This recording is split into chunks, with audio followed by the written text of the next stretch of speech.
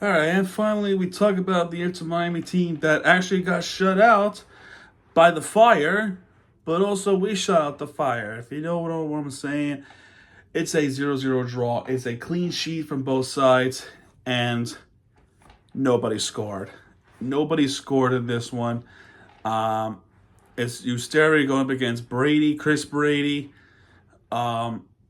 where Inter Miami team that is so good offensively, but then we gotta remember that we're going up against Greg Berhalter, who was a former coach of the U.S. men's national team. That's their Chicago Fire's coach. And, Chicago, very improved, very much improved this season compared to other seasons. They're looking to finally end that playoff drought. I feel like it's coming this season, but what they have to do is finally win at home, and they were not able to do so, and they were very close. They were very close to do so in this game.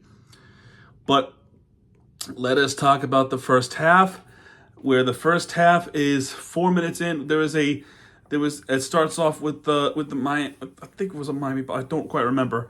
But Mauricio Pineda with the yellow card, which was a pretty easy yellow card, and Messi with the shot on target to the top right corner that was stopped there by Chris Brady. However, with that shot on target, here's a crazy part. That's the only shot on target for Inter Miami all half long.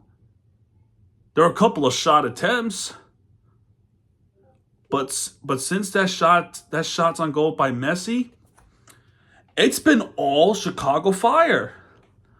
I mean, there was a corner kick for Inter Miami. There was a shot attempt that was missed by Falcone with the Kramashi cross. Brian Gutierrez gets blocked. Gutierrez then missed it from outside the box following that set piece. Jonathan Bamba with the shot attempt that was blocked. Corner kick for Chicago. Kuipers, who was a player to watch, gets blocked. Gutierrez missed it high wide to the left following that corner kick. Federico Redondo gets shown a yellow there. Luis Suarez, after that, gets shown a yellow there. There was an apologies from him, which is, that was a pretty stupid play there. Orgel is okay. There was actually a shot attempt that was blocked by Kuipers. If I said it right, I apologize if I get it wrong. There was a little bit of a delay in the match. I think there was a little bit of an injury scare, but that would wind up being continued, so thankfully they're okay. Pineda with the shot attempt to the bottom right corner, that was stopped by Usteri. Usteri was as good as he can be in this game. He was perfect. Absolutely great goalkeeper that we have. Corner kick for Chicago, that went nowhere, that was cleared. And then there was a foul. There was a foul there on Bamba. There was an injury for Falcone, but he was able to play through it, thankfully. Then in the 33rd minute, Brian Gutierrez, another shot on goal by him, but that was a great save by Usteri, another one. And then Nagel, if I said it right, or Nagel, hits the post. He hits the post. That one could have been 1-0 Chicago lead, but that wasn't, thankfully. Kramashi trying to get it through, but then he was caught offside. Gutierrez gets a yellow card for a stupid foul he's committed against Falcone. And don't forget, Falcone was hurt earlier in the half. So to have that being a scary situation in the field, that's really a turf, is scary. Then in the 37th minute, there was a foul on Kramashi, and yeah, I think everybody could hear that from the hot mic. He was saying that, fuck man, that is not a fucking foul. Open your fucking eyes. He said something along the lines of "Open your eyes, ref." He was pissed. You can hear him being pissed off. So yeah, I guess when you have those language towards a referee, those are really the magic words. Those are the magic words that you automatically get sentenced to ejection, or in this case, a yellow card. So a yellow card shown due to cursing at a referee, and I think there's no denying. I'm not arguing there. Everybody can hear it. That is a clear frustration from Kamashi. I think he should have. I think he should have had better choice of words, but it happens, man.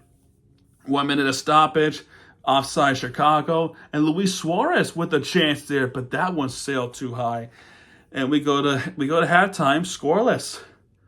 Second half, Philip Nagel, I don't know how to pronounce it. I'm sorry. Had a shot attempt to the center of the box, which was stopped there by Usteri. Finally, in the 49th minute, second shot on goal is Segovia, but that was stopped by Chris Brady. Corner kick for Miami, cleared away. Offside by Chicago. Gottman was caught offside. Gottman gets blocked after it was 5 minutes in after the offside. Corner kick for Chicago. That went nowhere. A bunch of fouls later. We don't talk much about fouls, right? Substitutions. Jordi Alba comes in for Aviles. Allende comes in to replace Segovia. Then Jack Elliott with a pretty stupid foul committed against Messi outside the free kick line, outside the box, I should say. Elliott gets a yellow card. Messi magic. That was, oh my God, that was so close. That was as close as it can be, but Brady gets that touch, and then it hit the post out of the box. So that was a great kick, but even better save by Chris Brady. Messi magic was just not there, man. Corner kick for Inter Miami that went nowhere. Chicago gets called offside. Clippers. What the heck was that noise? Anyway, Falcon wins the free kick. Messi gets blocked. That was a big block there. Guterres coming in to get that shot attempt. That was robbed. That was absolutely robbery by Usteri. Substitutions into Miami. Yannick Bright comes in to replace Redondo. And Chicago, Marin Hali Selassie, if I said it right, he replaces Guterres.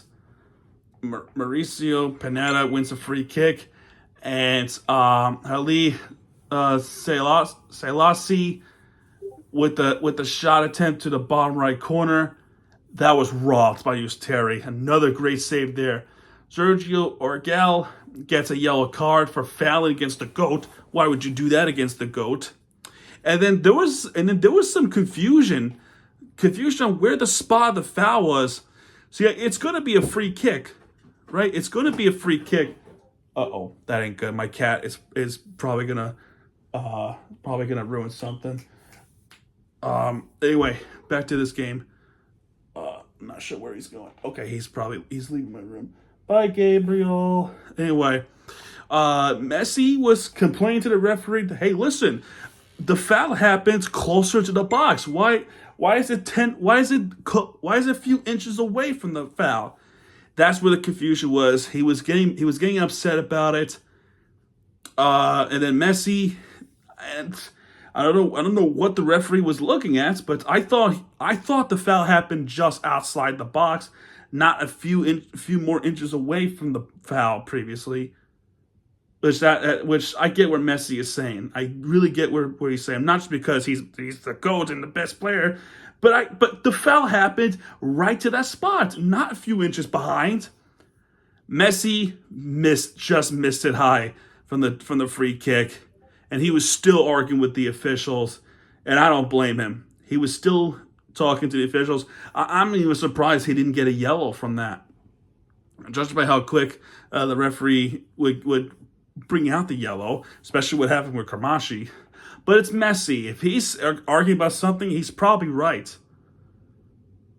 Anyway, substitution for Chicago. Jeta Diavela, if I said it right, replaces Pineda.